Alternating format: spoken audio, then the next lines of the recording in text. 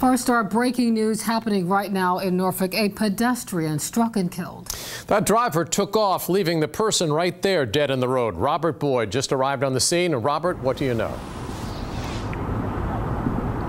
Well, David and Regina, I did speak with police on scene here just a few minutes ago, and they did confirm that someone was hit and killed right here on Military Highway behind me, and they are investigating it as a hit and run. Now, this took place around 9:30 this evening. As you can see, both directions here on South Military Highway have been closed off for that investigation, and this hit and run happened right at the border of Norfolk and Virginia Beach. Now, all we know at this point is that someone was crossing Military Highway. They were not in a crosswalk by any means. They were crossing the highway and what appears to be a pretty dark stretch of the highway, and that's when they were hit and killed. And once again, it appears the driver left the scene. Again, no crosswalk. The body was found right in the middle of the highway, and the investigation is clearly still ongoing. Not a lot of information at this point as far as who they might be looking for, but very serious circumstances out here. And again, both directions of South Military Highway are closed. So if you're coming this direction tonight, you might want to choose an alternate route. And as we get more information, we'll, of course,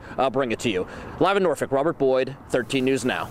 Neighbors are calling it a Christmas crime scene. Inflatable holiday decorations slashed by vandals outside at least 5 different homes in Virginia Beach last night. The total damage is estimated to be thousands of dollars, and so far, no arrests. Robert Boyd also has the story you'll see only on 13 News Now. Well, walking along Aquamarine Drive, house after house, it is Christmas carnage. Inflatables like Frosty, Santa, and even the nativity scene slashed by vandals. And these victims say it is ruining the holiday season. They cut him very good.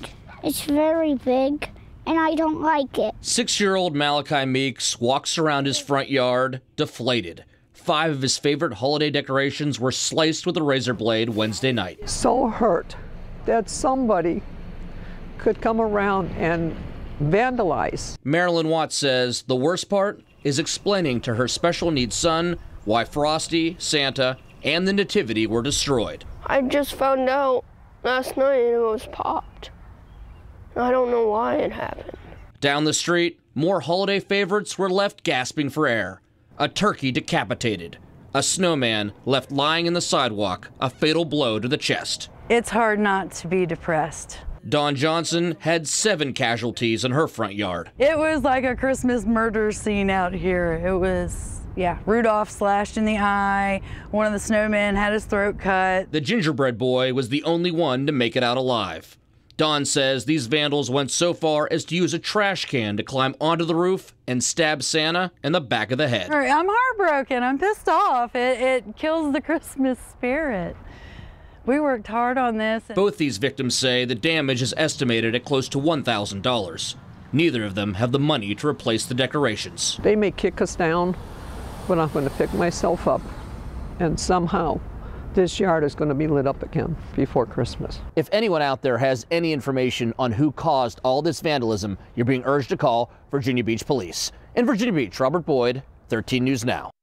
New tonight, 60,000 gallons of liquid sewage spills into a harbor at Joint Expeditionary Base Little Creek. We're told a pipe ruptured at a Navy pump station around 4 this morning and leaked for another 4.5 hours. Base Public Works crews say they recovered an additional 60,000 gallons of liquid sewage from drainage lines and a dry well, which prevented further discharge. According to Navy officials, the Virginia Department of Health investigated and finds the spill does not pose a significant health risk to the public.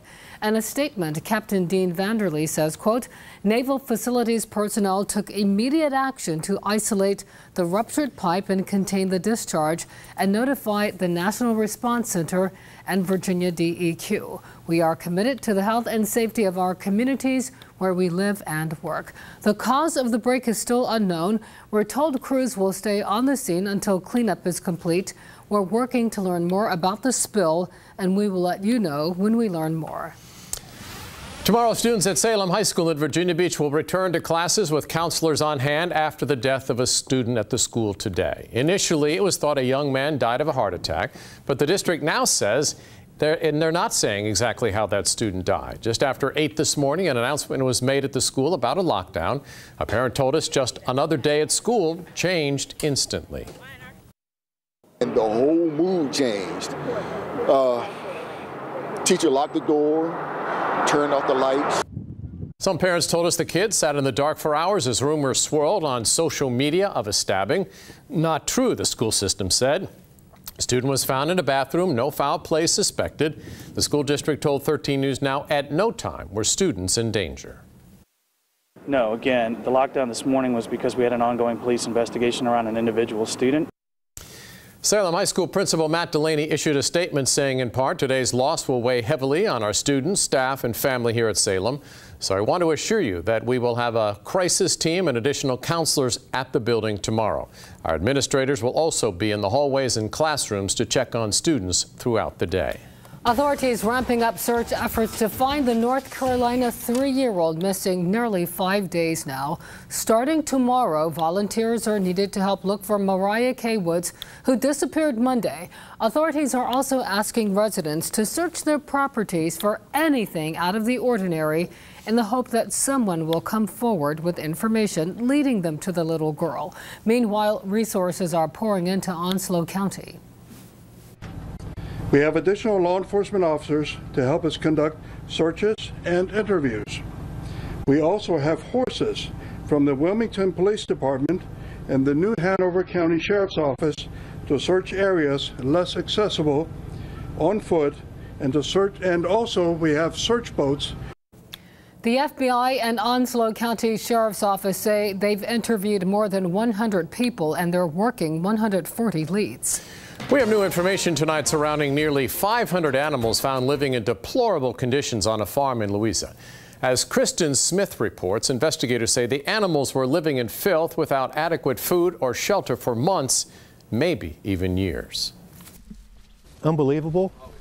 I've never seen anything this bad. Hundreds of animals living in conditions that even made sheriff's investigators shudder.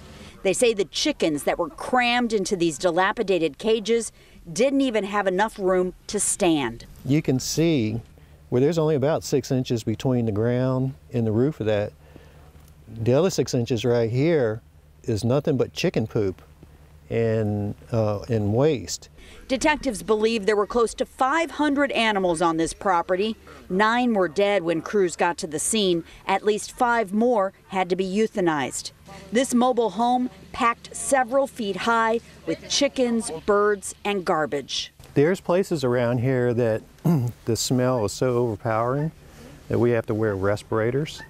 And the conditions are so bad we have to have protective clothing on. Charges may be pending against the owner, who does not live on the property. Well, I guess the only thing then is to hire a lawyer, because Mama's never abused anybody, anything, any person, any animal. Cecil Kolna says his mother is terrified of losing her animals. He adds for years the property's been a dumping ground for unwanted pets. His mother, who he admits is a hoarder, was trying to save them all. She's doing poorly.